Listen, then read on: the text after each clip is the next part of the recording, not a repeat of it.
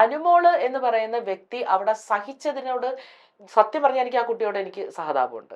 കാരണം അത്രയും എല്ലാരും കൂടെ ഒന്നിച്ചിട്ട് ഒരുപാട്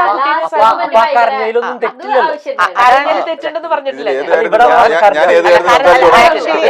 റീഎൻട്രി നടത്തിയ സമയത്ത് നിങ്ങൾ റീഎൻട്രി നടത്തിയവര് അനുമോൾക്ക് എഗെയിൻസ്റ്റ് പ്ലേ ചെയ്യാനാണോ നിന്നത്, അത് അനുമോളെ വിജയിപ്പിക്കണമെന്ന്? ഞാൻ ഇതിനെക്കുറിച്ച് അനുമോളുടെ കാര്യം പറയണോ അതോ ബിഗ് ബോസിൽ ആളുകൾ എനിക്ക് സ്ക്രീൻ സ്പേസ് കിട്ടുന്നില്ല. ബിഗ് ബോസിൽ അവസ്ഥ എന്നെ ഇപ്പൊ തന്നെ നിങ്ങൾ എവിക്റ്റാക്കി പറഞ്ഞു വിടുവോ? അനുമോളുടെ കാര്യം പറയാം. അനുമോളുടെ കാര്യം പറയാം. അല്ല, നിങ്ങൾ ഈ ബിഗ് ബോസ് എന്ന് പറയുന്നത് ഉദ്ദേശിക്കുന്നത് എന്താ? കുറെ നേരം കൊണ്ട് പറയുന്നത് നമ്മള് വിഷയത്തിന്.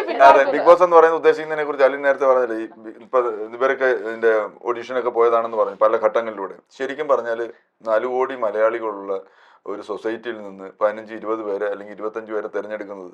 ഇപ്പൊ ഈ സീസൺ 7 കണ്ട 25 പേരാണോ കേരളത്തിന്റെ പ്രതിനിധികളായിട്ട് അല്ലെങ്കിൽ കേരളത്തിന്റെ ഒരു പരിച്ഛേദമായിട്ട് അവിടെ എത്തുന്ന 16 പേരാണ്. അത്രയ്ക്ക് മോശം 25 പേരാണോ കേരളത്തിലുള്ളത്? കേരളത്തിന്റെ പ്രബുദ്ധ ജനതയിൽ 25 പേര് തെരഞ്ഞെടുത്തതെല്ലാം ഇത്രയ്ക്ക് മോശം ആളുകളാണോ? നമ്മൾ ചിന്തിക്കേണ്ട ഒരു കേസാണ് ഇത്. ഞാൻ അവിടെ പല പ്രാവശ്യം അവിടെ പറയുന്നുണ്ട്, ഇത്രയും ഓഡീഷന്റെ ഒരു മിണ്ണാക്കും ആവശ്യമില്ല. നിങ്ങൾ വൈറ്റിലെ ഹബ്ബിൽ പോയിട്ട് ഒരു 25 പേരെ തന്നെ നിങ്ങളെല്ലാവരും കൂടെ നമുക്ക് ഒരു പരിപാടി ഉണ്ട് 100 ദിവസത്തേക്ക് അവിടെ ഇച്ചിരി കാശ് തരാം എന്ന് പറഞ്ഞാൽ